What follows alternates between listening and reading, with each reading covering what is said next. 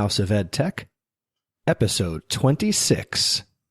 I'm Miles, and you're listening to the House of EdTech with my daddy, Chris Nettie. This episode of the House of EdTech is brought to you by Today's Meet. Today's Meet is the premier back-channel chat platform for classroom teachers and learners. It's designed for teachers. Today's Meet takes great care to respect the needs and privacy of students while giving educators the tools for success. If you'd like more information about Today's Meet, go to todaysmeet.com/houseofedtech.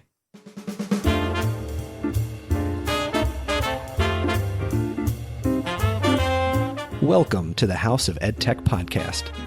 I am your host, Christopher Nessie. The House of EdTech podcast explores how technology is changing the way teachers teach and the impact that technology is having in education. My objectives include discussing technology that is changing our classrooms and schools and sharing information that you can hear about today and use tomorrow. I talk to teachers, leaders, and creators like you and have them share their stories. The purpose being, whether you use it or not, technology is changing the way we teach and how our students learn.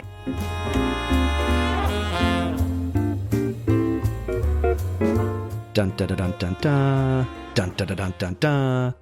Well, we made it, everybody.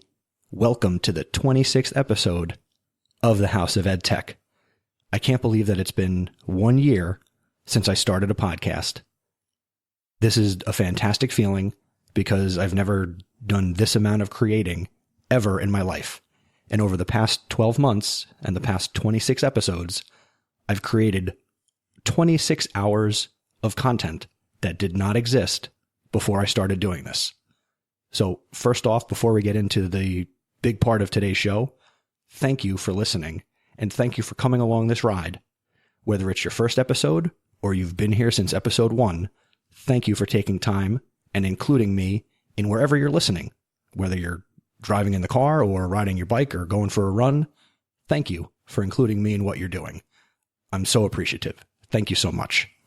As I've been advertising for the last couple of weeks, this episode is the first annual House of EdTech Smackdown. So over the course of this episode, I'm going to be sharing with you 26 EdTech recommendations. And these recommendations are not from me, but they are from former guests, as well as some of the listeners of the program. So I do want to take some time to thank everybody for taking time who sent in a recommendation. I'm really appreciative of that.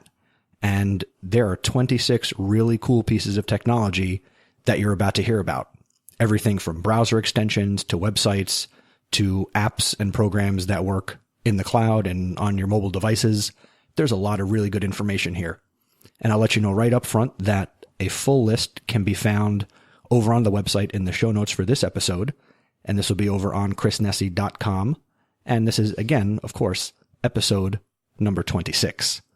So without any further delay, let's get right into this list. And let's bring up our first contribution from Stacy Linz, a listener of the House of EdTech. She's going to be sharing with us an app called Kaizena. Take it away, Stacy. Hi, Mr. Nessie. My name is Stacy Lindes. I'm a teacher resource specialist for technology in Westminster, Plainsboro. I currently work in a 4-5 school with a 1-to-1 program for 5th grade. We're a GAFE school. My House of EdTech recommendation is Kaizena. I have found that my teachers are quite bogged down with the comments that they need to leave, especially meaningful comments on Google Docs.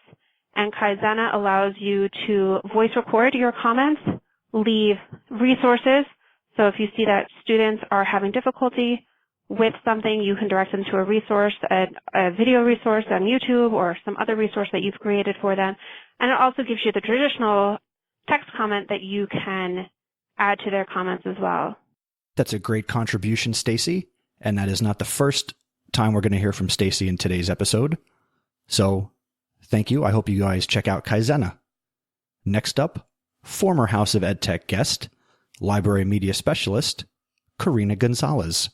This is Karina Gonzales, the guest speaker from episode 4 of the House of EdTech. First off, congratulations to the House of EdTech on their 1-year anniversary.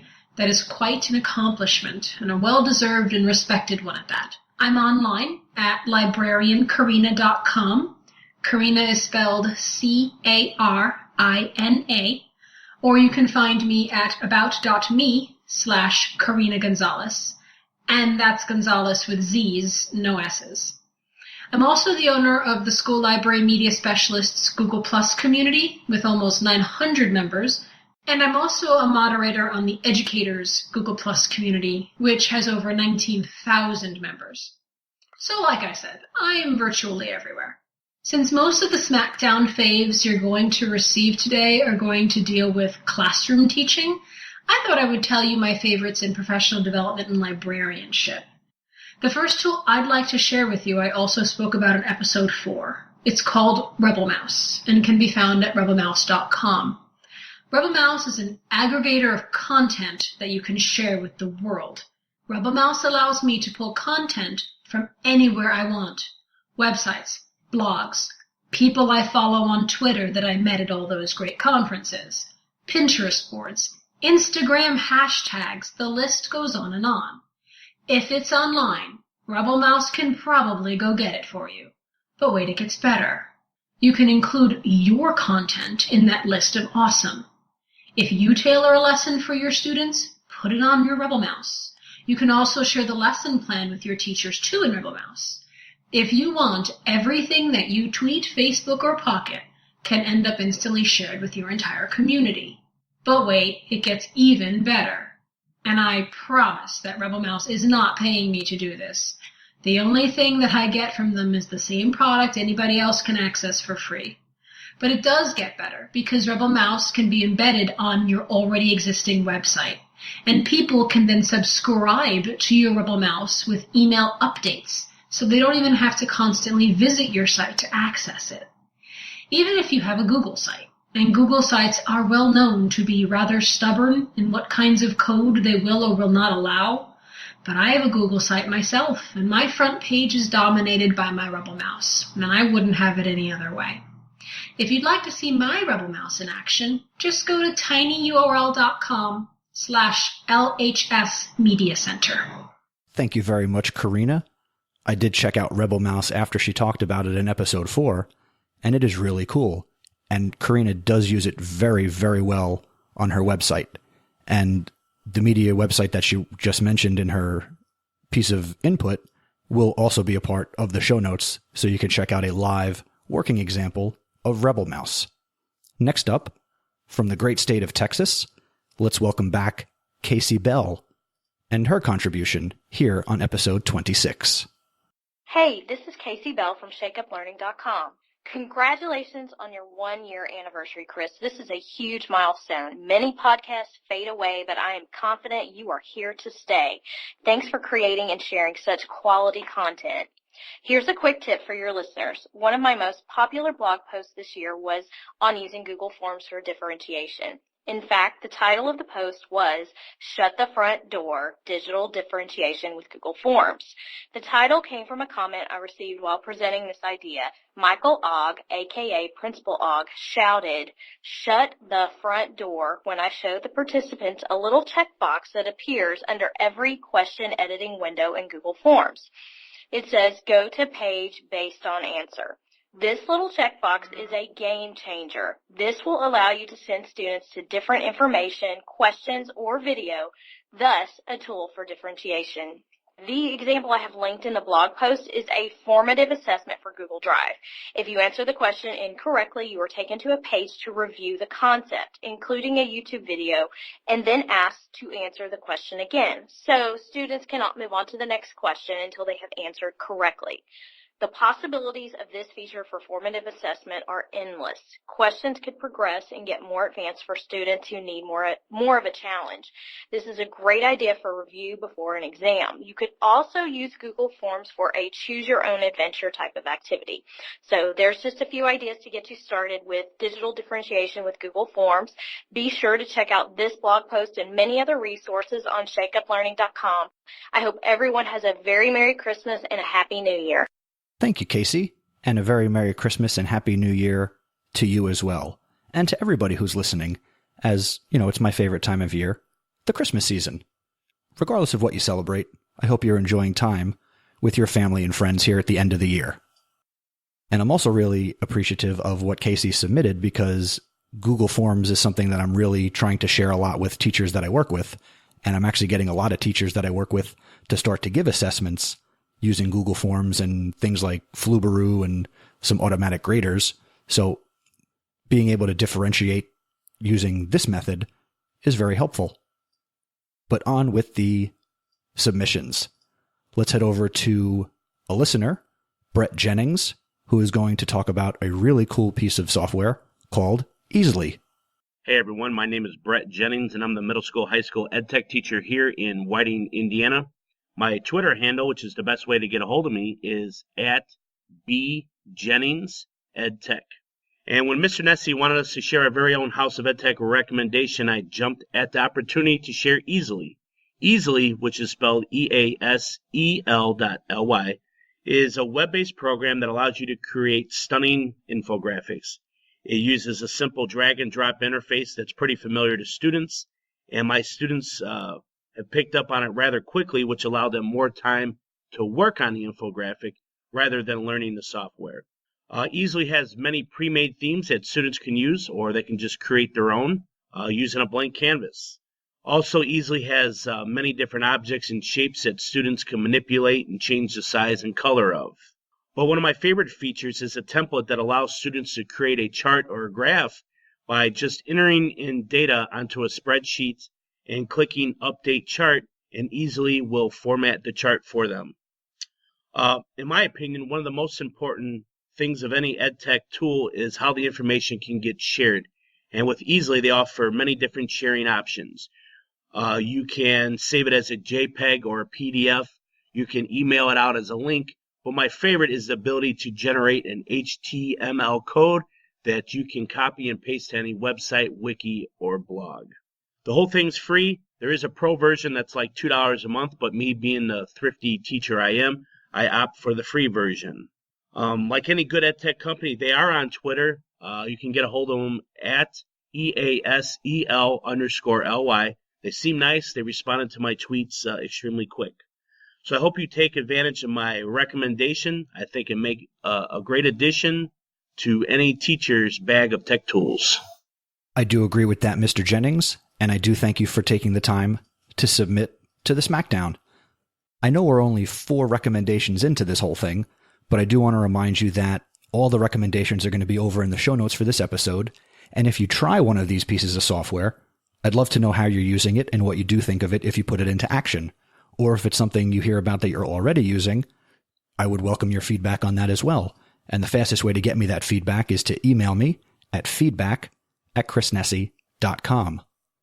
Now let's head over to one of my favorite podcasters, and I did get all 3 of them, so you kind of know where I'm going with this. Let's welcome back to the House of EdTech, Principal Jessica Johnson. Hello, Mr. Nessie in the House of EdTech. This is Jessica Johnson from the Principal PLN podcast. I love listening to your podcast and the great resources. I'd like to share with you one of my must-have apps on a daily basis is called Remember the Milk.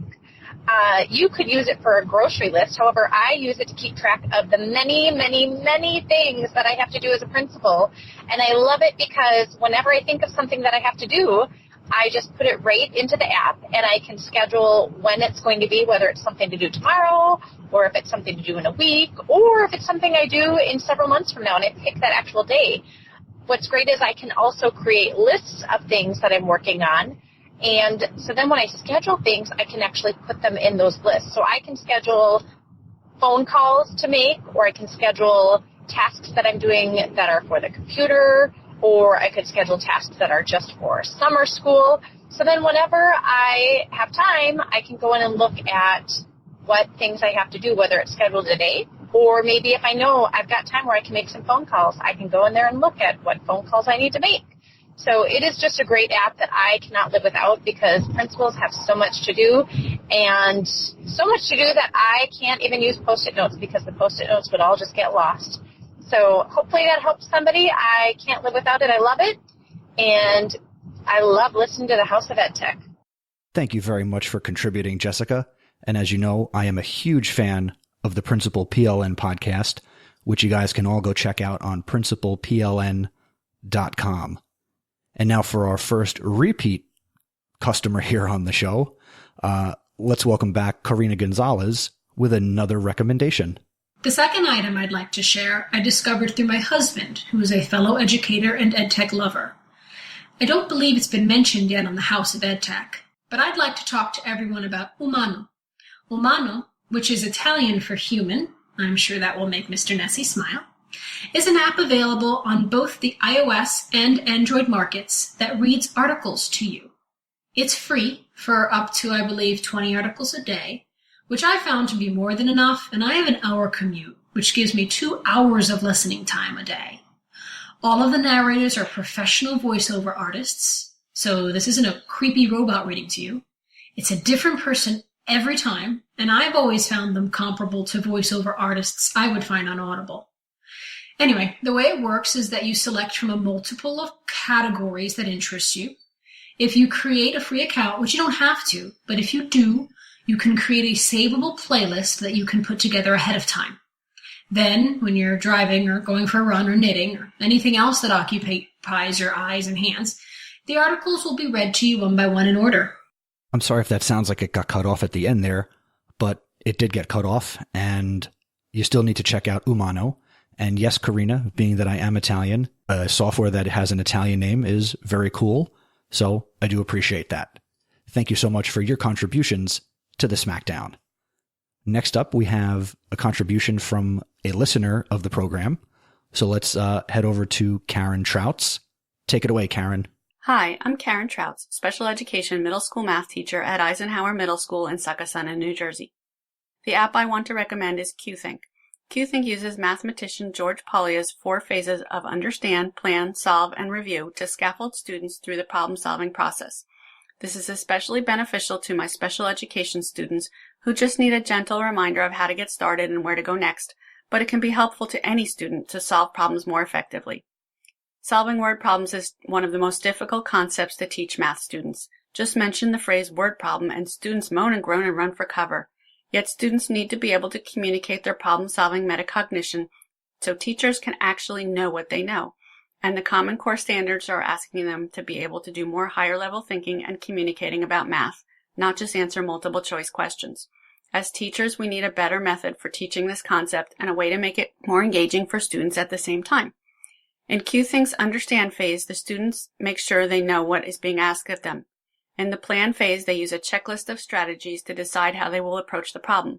When they get to the solve phase, they use the whiteboard and record themselves thinking aloud as they solve the problem and explain their use of their chosen strategy. Finally, in the review phase, they check how well they explained the process of problem solving and how well they presented themselves to the audience both visually and orally. When they feel their Thinklet is ready, they share it with their class, which places it in the gallery. QThink makes math social. After the students have completed their problems by creating and submitting a Thinklet, the students' classmates can give constructive feedback on their work. QThink encourages the students to learn from one another and gets them communicating about math. While viewing other students' Thinklets, a student may discover another way to solve the problem and choose to edit their original Thinklet using a new strategy to improve their final product. With QThink, my students actually enjoy solving word problems. Thank you so much, Karen. And I checked out QThink. It is really cool, and it definitely has a really neat social component that you can incorporate into your math classes.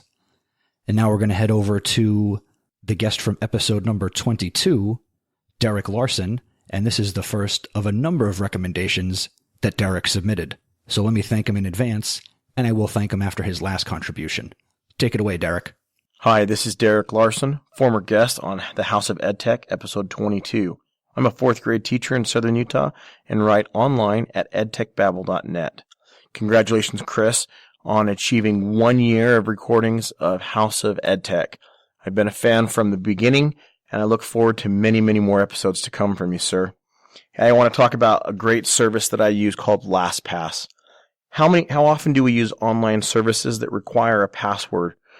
And yet, many of us, myself included for many years, use the same password over and over and over again. Folks, this is horribly unsafe. It's a great way to get not only your identity stolen, but any of your online services hacked and many, many worse things could also occur. With that said, you should be using a different password for every single site you use online. But that can be really hard to remember them all. How do you do it? Well, I use an app called Lastpass that allows me to store in a very secure and safe location all of my passwords. I currently have 260 passwords in my Lastpass account. Lastpass is an online storage facility that is very safe. It carries a 256-bit encryption level, which is government-level encryption, making sure your information is safe. Well, if it's so safe, how do you access it? You create a master password that you use to unlock and access your passwords. Now, it's not enough just to have your passwords stored in there, but you want to have a separate one. You should have a password that looks kind of like gobbledygook. Capitals, lowercase, numbers, special characters. LastPass can generate these passwords for you, anywhere from 4 to 100 character length passwords.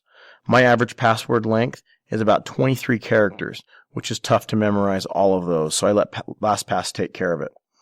Another good thing about LastPass is it allows for multi-factor authentication, which means that it's more than just a password to get you into a site. LastPass is free if you want to use the basic service, which is for computers only. But if you'd like to have access to your LastPass account on your mobile devices, you're going to want to pay for the premium service, which is a whopping $12 a year. That's right, folks, $12 a year, $1 a month. And if you bundle it with a service called Xmarks, which syncs your bookmarks from machine to machine, you're only going to pay $20 a year for security and that convenience. I highly recommend LastPass. Let me know what you think. LastPass.com. Thanks, Chris. Thank you, Derrick, and thank you for sharing LastPass. Now let's move on to our next recommendation from the folks over at Learn to Earn. Hi, my name is Haley Brooks, and I'm with my co-founder, Rafael Menko. We started Learn to Earn a little over 2 years ago with the goal of helping schools raise money through an online reading fundraiser. Consistently, though, the feedback that we got from parents and teachers was that our program was so effective at getting kids excited to read more, and that it should be used by students year-round. So today, we call this program Who's Reading, and it's an online tool that promotes daily independent reading and tracks comprehension in a social and gamified way. So students get online reading profiles where they record the reading they do every day and answer Common Core-aligned comprehension questions, and then their classmates can respond to those questions and answers and have a conversation about their reading. And the teacher can also score the responses as they come in and comment on those responses as well to give more qualitative feedback. And then what's really fun for kids is as they read more and write better answers, they earn points that they can use to personalize their owl avatars. We call those owlvatars, with fun accessories like sunglasses or a cowboy hat. Oh, and what's actually really cool about that is in our recent class visit to school in Philly, kids were literally jumping up and down, excited to show us their avatar. And they actually begged us to have a Black Friday sale so everything in the virtual owl shop would be a lot cheaper. And that's really what gets to the core of why Who's Reading's awesome. Whenever a parent or teacher talks to us about the program, they always start off with, "My children are so excited to read because of the site." And when we created the program, we put a ton of effort into understanding the best way for kids to associate reading with something that's fun and explorative rather than thinking of it as just being boring homework. And that's really what's been so rewarding for us. It's exciting to see the enthusiasm that kids have on Who's Reading, because it's proven what we always believed, that kids like to read. It's just a matter of presenting to them in the right way. Thank you, Jessica and Raphael. I'm glad you guys reached out to me and wanted to share what you guys are doing over with Who's Reading, and I'm looking forward to bringing Jessica and Raphael, or a combination of the two, onto a future episode where we can go into a lot more detail about the benefits and technology behind Who's Reading. Now let's head back over to Derrick Larson with another EdTech recommendation. Hi, this is Derrick Larson of EdTechBabble.net again. I have another great app for you. Here's a scenario. How often are we at home trying to prepare lessons for the next day of school, and we find awesome websites, and we bookmark them so we can find them later. But yet when we get to school the next day, we realize we didn't bookmark it on our school machine, we bookmarked it on our home machine. How do you get those bookmarks from home back to school? Oftentimes I would email them to myself or write them down or something crazy like that. I found a better way that helps to make sure that all of my bookmarks stay in sync no matter what computer or device I'm using. The service is called Xmarks. Xmarks is a great service because what it does is for a low cost of free, you can sync your bookmarks from your computer to your computer, any computer you use. Now here's a nice thing, is it's not just one single browser. I use Chrome, Safari, Firefox, even occasionally Internet Explorer, although I don't like to admit that very often. Any of these sites, any of these web browsers, how do I make sure my bookmarks are the same on all of them? Xmarks takes care of that for me. It syncs them over so that no matter which one I log into, it's the same everywhere. Now I said it's free if I only use it on one computer to another computer. What about my mobile devices? Well, if I want to take those bookmarks with me on my tablet or my phone, my mobile phone, it's necessary to make sure I go ahead and do what's called the premium upgrade. For a low cost of $12 a year, yes, you heard me right, $1 a month, you're able to take all of those bookmarks with you on all of your mobile devices as well. And if you bundle it with the Lastpass password management service, you get both services for $20 a year. What a steal. I highly recommend Xmarks as a great way to make sure your bookmarks stay in sync no matter which internet browser you're using. Thanks again for another awesome recommendation, Derrick. And now we're going to head over to a fellow podcaster, one of the co-hosts with me on the Tech Educator podcast over on teachercast.net. Take it away, Jeff Herb from Instructional Tech Talk. Hi, this is Jeff Herb from InstructionalTechTalk.com. Today I'm going to be sharing a very useful app for the classroom called Straw. Straw is a simple app that allows users to create polls with up to 4 possible responses. The prompt, which is typically a question, can be either text or, more uniquely, a photo. This is also true about the response options. They can be text or photos as well. The app is really easy to use, and I think it's partially due to Straw's minimal feature set. In just a few steps, you can create a poll by writing a question and adding responses to it, or just snap some photos instead and share it with others instantly via a variety of social media platforms. Ultimately, Straw is creating a link to your new poll so you can easily share this poll using just a link on maybe a class webpage. Straw allows people to respond only once to the poll, which is very useful so that you don't have kids voting multiple times, and will show the results upon a student responding, which is really nice that they see that instant response to how other students are responding to questions as well. Straw does not tag responses to names, so if you're interested in using this as some sort of an assessment tool for individual students, this is probably not the tool that you want to use. But if you want to get a pulse on the room or use it as a quick exit slip, Straw would be a wonderful tool to use in the classroom. Straw is a free app and can be downloaded on multiple platforms, and most recently, it's made its way to iOS. You can find more information about Straw by just Googling Straw app.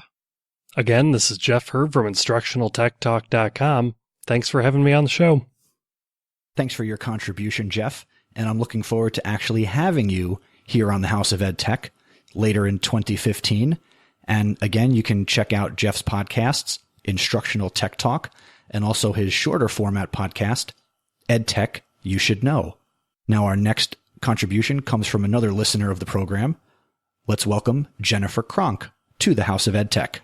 Hi, Christopher. This is Jennifer Kronk. The app and website that I would like to recommend is goodtodoo.com.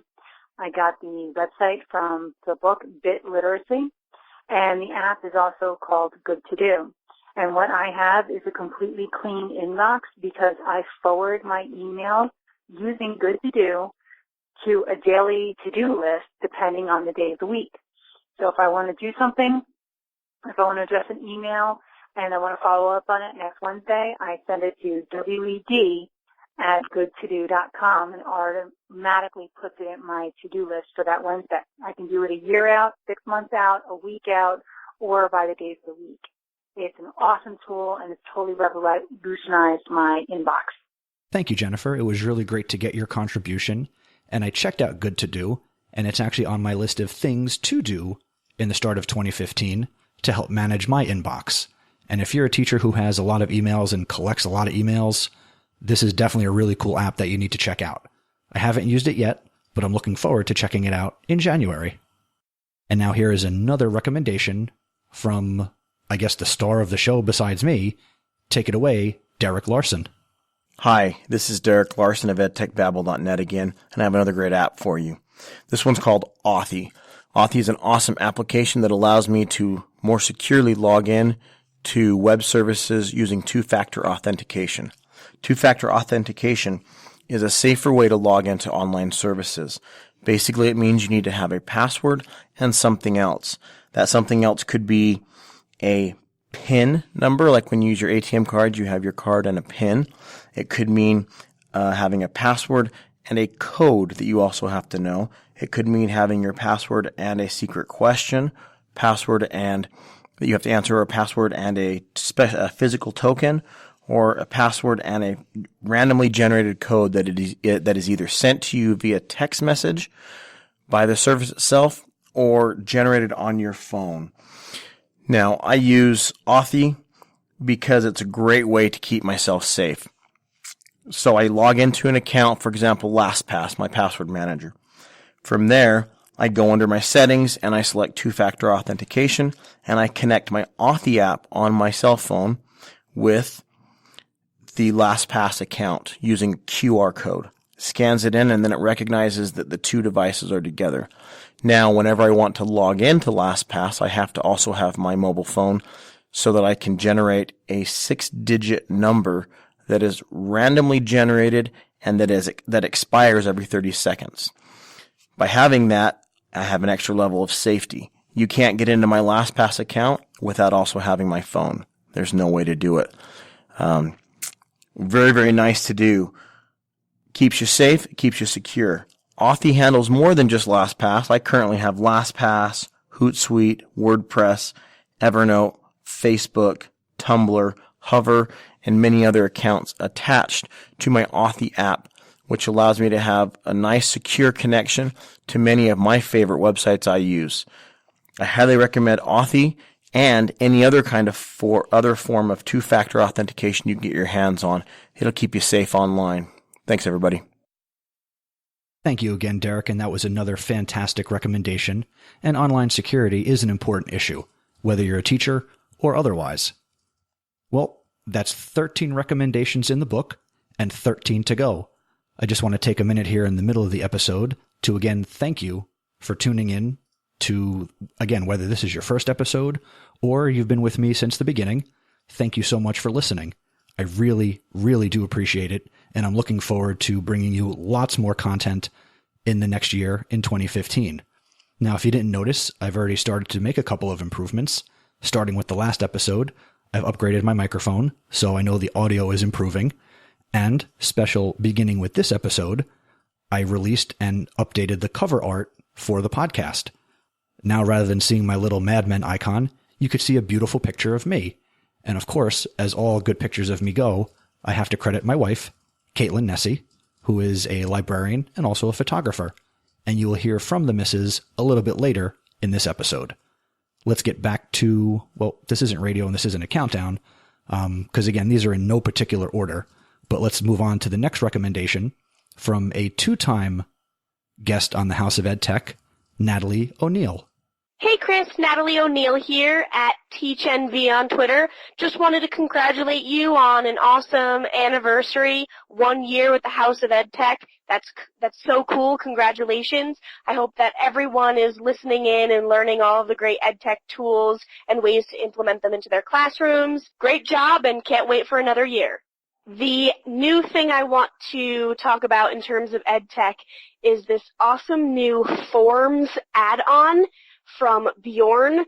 It's called the Choice Eliminator. It essentially allows you to remove a choice from a multiple choice checkbox or list question when selected. So if you have students signing up for different projects or signing up for activities, once the selection has been chosen, it removes it from the list of options. Totally awesome. It is really awesome, Natalie, and thank you for sharing that. It was something I recommended earlier this week in terms of real time to a teacher who wanted to use Google Forms for an assessment. So thank you for sharing this, because I was able to share it with a colleague in advance of preparing this episode. Now, the next guest is somebody who is near and dear to my heart, and no, it's not my wife. She will be coming up later. We're going to go back to my cousin who appeared on episode number 3 of the podcast, the EdTech Maestro, Joseph Iacono. Hello there, this is Joseph Iacono, and I go by my stage name of the EdTech Maestro. You can check out my portfolio at josephiacono.com. It's josephiacono.com. I appeared on an earlier episode of the House of EdTech, and I'm very honored to present here a quick tool. You know, in my line of work, I use a lot of data tools and analyzing data and statistics regarding blended learning and usage of high school students and middle school students across New York City.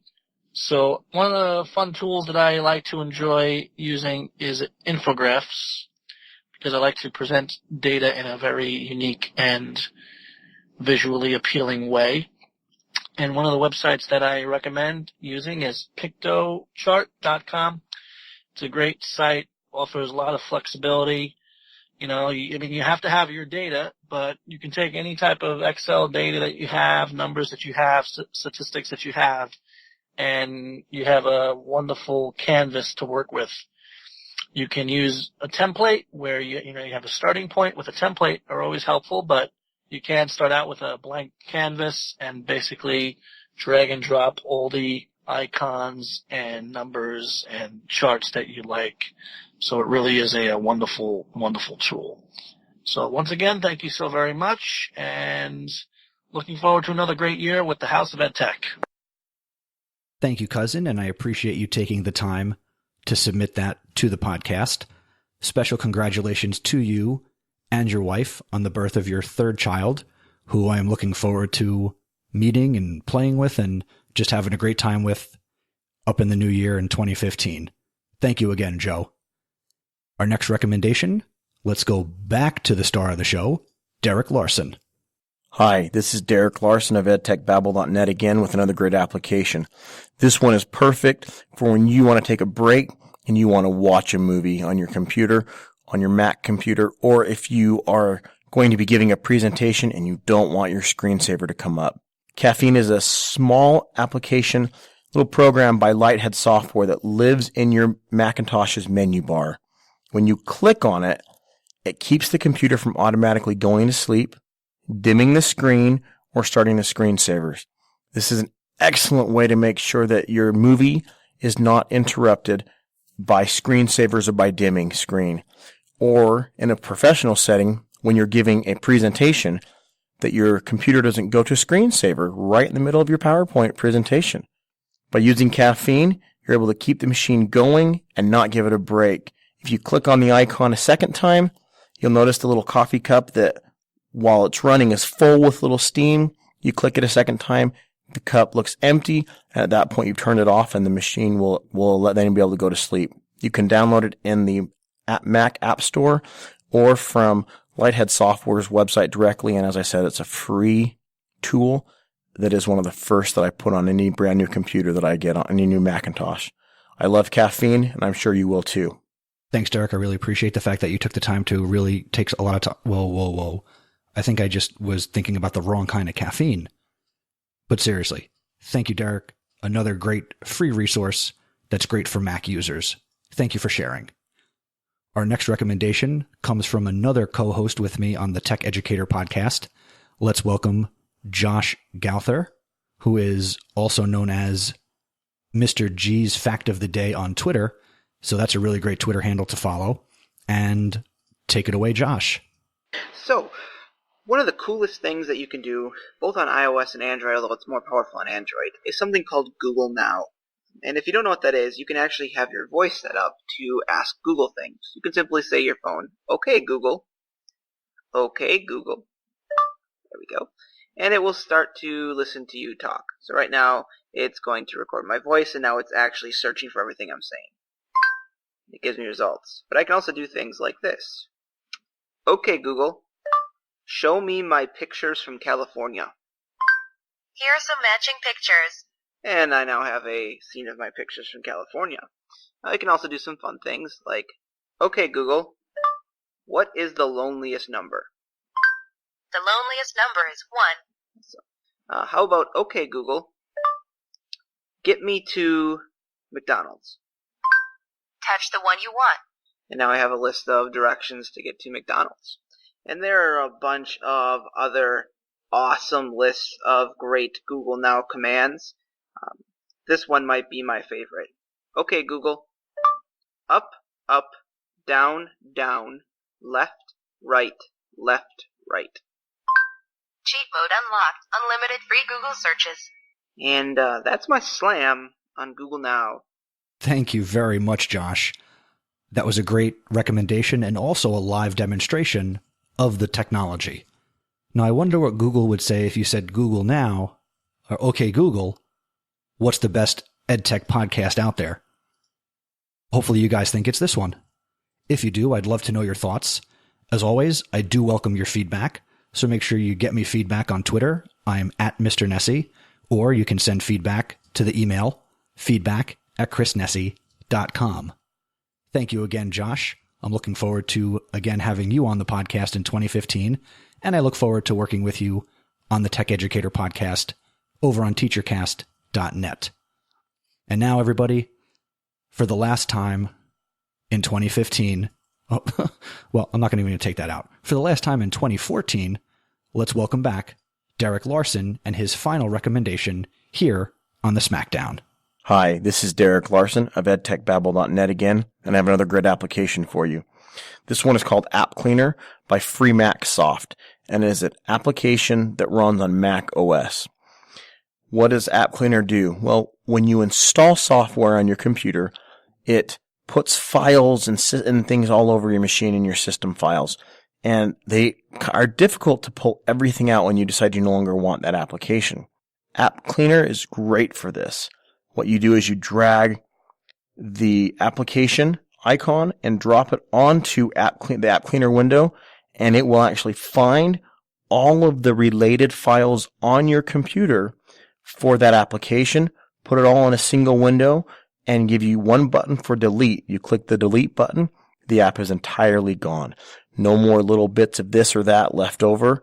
Help your computer to stay nice and clean and smooth running without having a lot of extra stuff left over.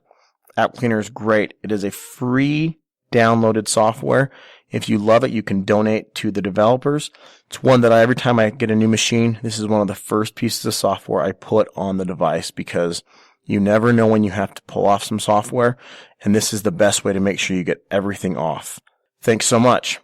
Thanks, Derrick. That is a great app. I recommended it to my wife, and she's going to consider adding it to her Mac. On the Windows side, I do use something called Revo Uninstaller, which is REVO Uninstaller, and you can get that over at download.net or over on CNET, and I'll obviously include a link to Revo Uninstaller in the show notes.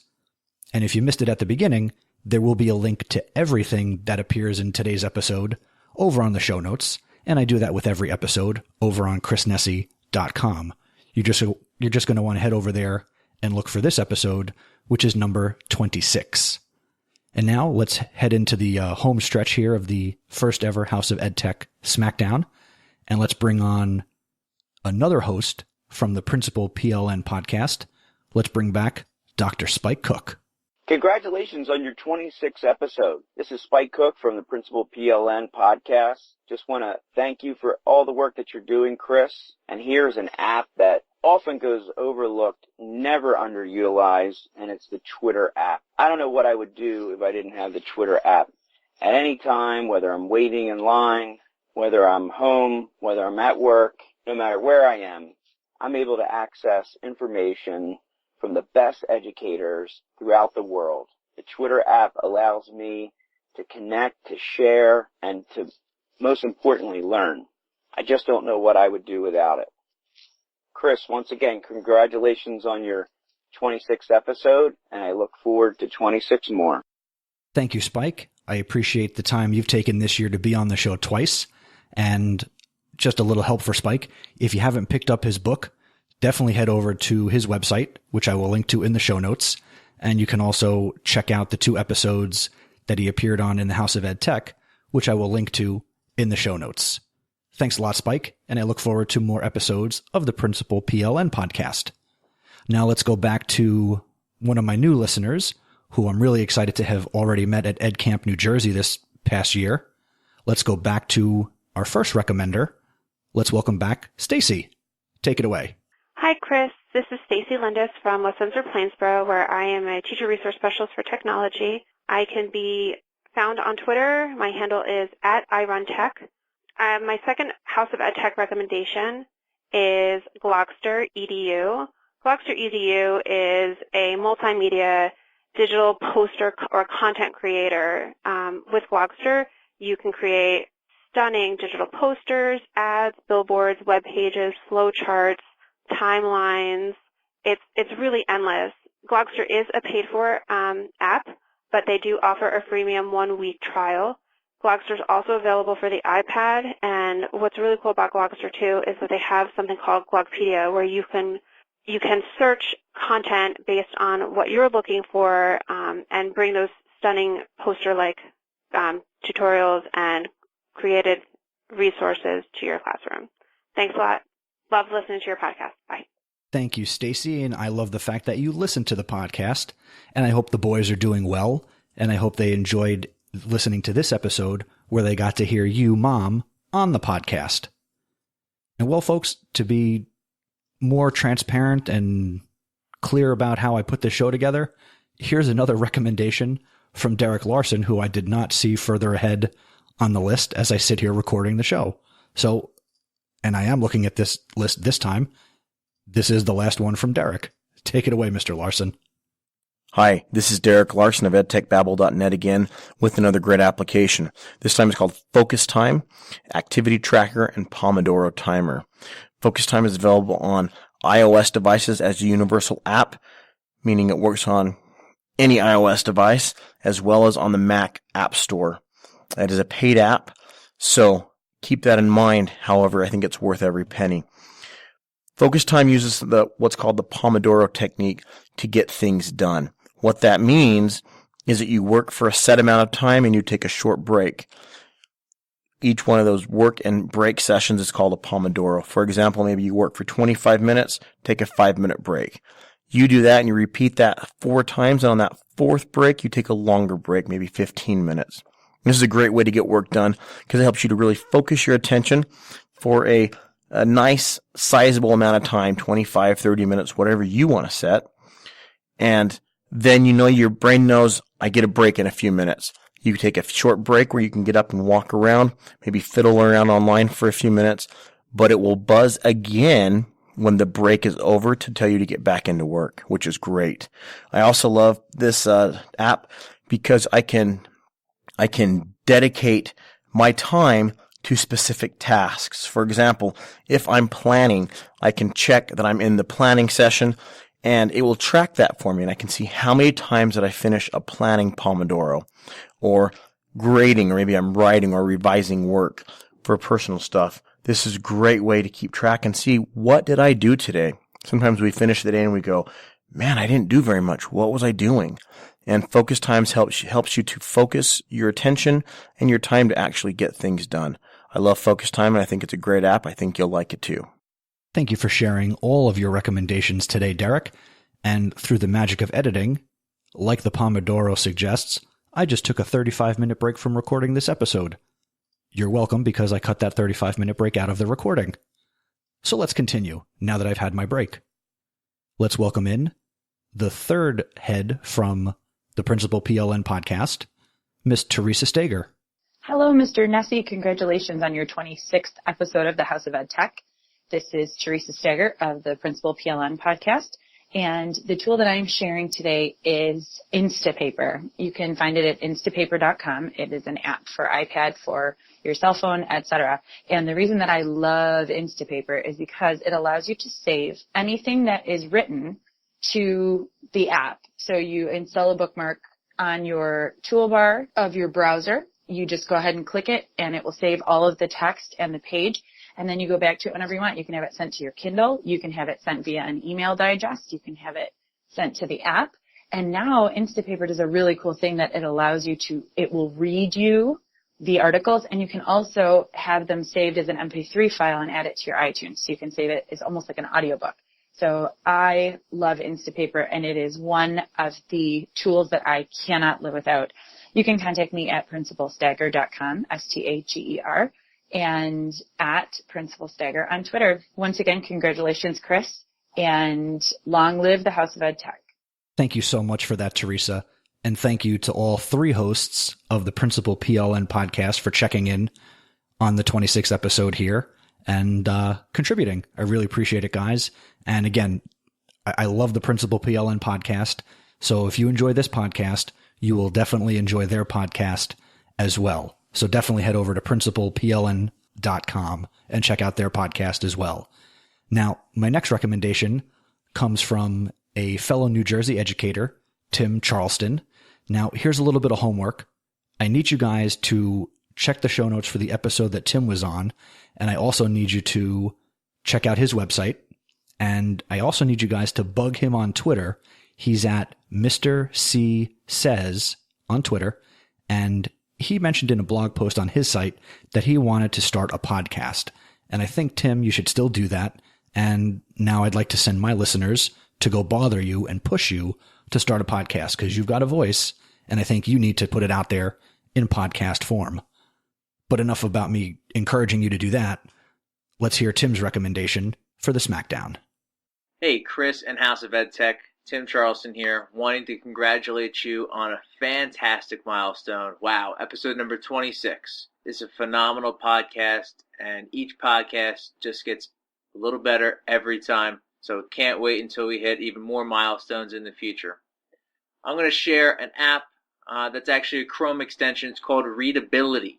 It makes any website clean, and it takes the text and it presents it in a way where it drops out all the ads. It makes it easy for students to read. You could print it out. You can bookmark it to read later, or you can actually send it over to a Kindle device or any device that you have the Kindle app on. So mine is Readability. It is in the Chrome store. But once again, keep it up all the great work that you do. If you want to reach out to me, I'm at Mr. C Says on Twitter.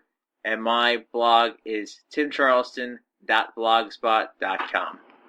Oh, don't worry, Tim. I have now sent the listeners to bug you, and I do hope that sometime in 2015 you do launch your podcast, because I think it's a great concept, and I think a lot of people will be very receptive to what you want to say and what you want to talk about.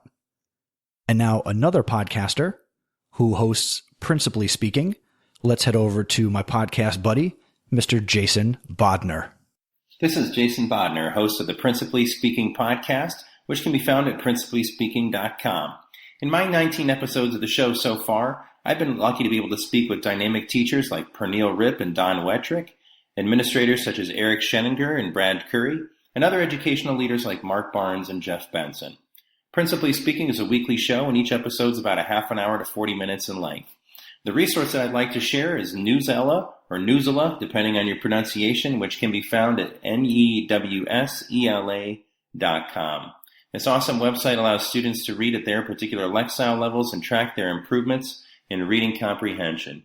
I'd highly recommend it to any language arts teacher or almost any core teacher, because it has all sorts of different subjects, and if you have access to at least a computer lab fairly regularly. Thanks very much, Chris, for all your support of my show, and keep up the great work with the House of EdTech. Thanks a lot, Jason. I do appreciate what we're kind of doing and talking back and forth with each other. You have a great show as well. And again, everybody, you need to check out principallyspeaking.com and the Principally Speaking podcast with Mr. Bodner. Well, that's 24 down. We have 2 more recommendations left. And number 25, and again, this is not ranked, number 25 was submitted by my good friend and the first guest on the House of EdTech podcast, Mr. Alex Rosenwald. Take it away, Alex. Hey, Chris, it's Alex Rosenwald, Science Supervisor for the Cherry Hill Public Schools in Cherry Hill, New Jersey. In response to your question about which is my favorite app or tool that I think is useful in education, I would have to go with Weebly. I've seen a lot of good work this year in the last 4 months with schools adopting Weebly both on a school-wide level and on a classroom level as a way of generating teacher web pages, having communication between stakeholders, work with students and staff. I just think it's a really neat platform that provides teachers and administrators a lot of flexibility in what they do and in how they communicate. And so if I had to have a recommendation for the upcoming year of something that educators should check out, I would definitely say Weebly. Have a happy holiday. Thanks a lot, Alex. And Alex, just so you know, and I maybe shouldn't do an inside joke on a podcast that could be listened to by anybody, but just like our pal Craig Carton does on the Boomer and Carton radio program, I am leaning on the boom arm here in the House of EdTech studio, just so you know.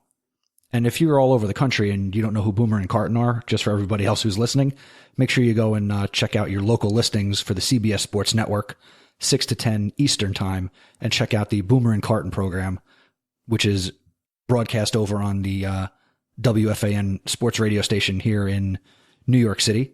So I'm just kind of throwing that in there. Don't mean to waste anybody's time, but it's my podcast and I can do what I want. So we're up to the last recommendation, and there's one person we haven't heard from yet who I did make mention of earlier in this episode. We're going to welcome in my wife, Kate Nessie, who is a high school librarian and media specialist here in New Jersey, and, mother to my child and my partner in crime and my best friend, who I attribute this podcast to because, again, she's the one who said you should start a podcast.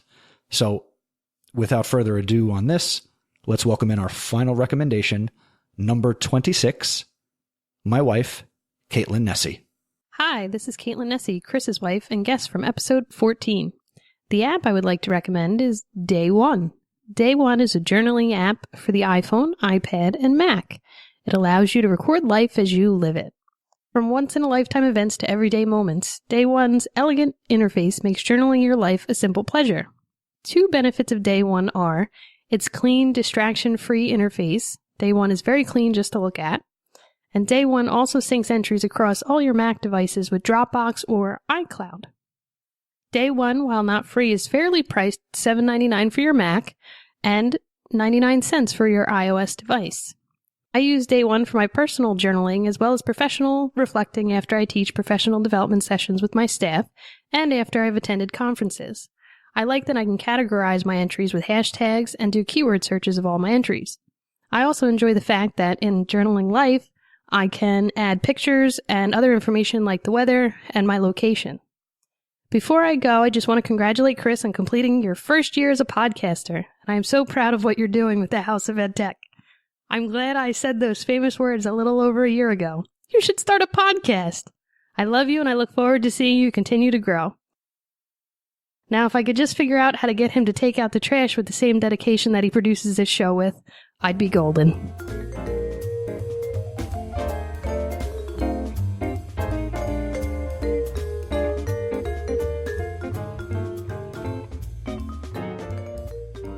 Well, everybody, that concludes the first ever House of EdTech Smackdown.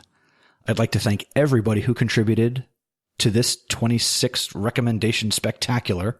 I couldn't have done it without you, literally. So thank you, everybody, for taking the time. And now let's get on with a couple of the usual segments. And now let's head over to my EdTech thought. For this episode, my EdTech thought revolves around why I started to podcast. This is an actionable item, I guess you could say, in terms of podcasting. So what I want you to do is head over to chrisnessie.com and check out the show notes for this episode, where I have linked to a previous blog post that I simply titled a couple of weeks ago, Why I Started Podcasting. And it kind of goes through the story about how I came up with this. Again, I give a shout out to Caitlin for saying, you should do this. And, I do thank her dearly for inspiring me to pursue this as something to do professionally. So that's my EdTech thought, which is why I started to podcast. Now, let's hear about this episode's VIP. For this episode, the VIPs are you, the listeners and supporters of the House of EdTech. Thank you for investing your time during the first year of this podcast. Over the past year, I have connected with a number of new people through the interviews I've done, as well as at conferences I've attended. I have looked forward to publishing each episode for you to receive my take and my views on education and technology.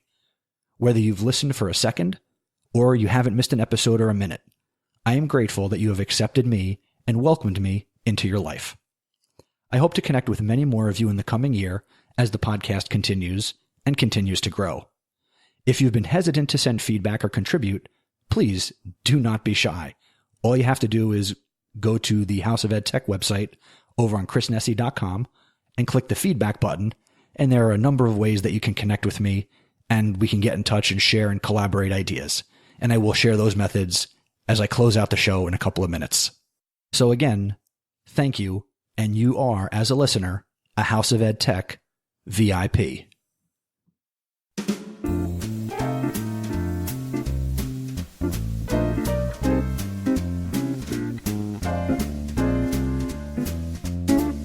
And that's going to do it for this episode and 1 year of the House of EdTech podcast. Brought to you today once again by Today's Meet. Add back channeling to your next class or your presentation by going to todaysmeet.com/House of EdTech. As always, I encourage and welcome you to keep the conversation going and visit my website, chrisnessy.com. Over on the website, you can review the show notes for this episode and all the episodes. This particular one, number 26. I would love your thoughts on the amazing resources shared in this episode. Leave a comment on the show notes, or you can click the feedback button in the upper right-hand corner of the site. Please connect with me on Twitter. My username is Mr. Nessy, MRNESI, and just use the hashtag House of EdTech. Now, whether you're a loyal listener, or once again this is your first episode, please rate and review the podcast in iTunes. A 5-star rating and your positive review will help keep the House of EdTech front and center for others to discover and enjoy. A special thank you to Jojo10379, who said this about the show, quote, "It's amazing and unique. The content is always looking..." Well, I screwed that up. I can't even read a quote. Let's try that again. Quote, "Amazing and unique content, and is always looking forward to what's coming next." Thank you. I appreciate your feedback, and I'm going to continue to do what I do. And if you want to leave feedback, it's very easy to find the show in iTunes. All you have to do is search House of EdTech. Now, before I go, I do want to let you know that I will be taking an extra week off for the holidays as I prepare for the podcast in 2015. So episode number 27 is going to be released in 3 weeks on Sunday, January 11th, 2015. And in episode number 27, I'll be sharing my recent conversation with Sharon Plant, who is a director of technology and special education teacher from Connecticut. Happy holidays to you and your family from me and mine. I hope everybody has a safe new year, and I hope that 2015 is your best year ever. As always, thank you for listening, and remember, using technology isn't difficult. Just give it a try.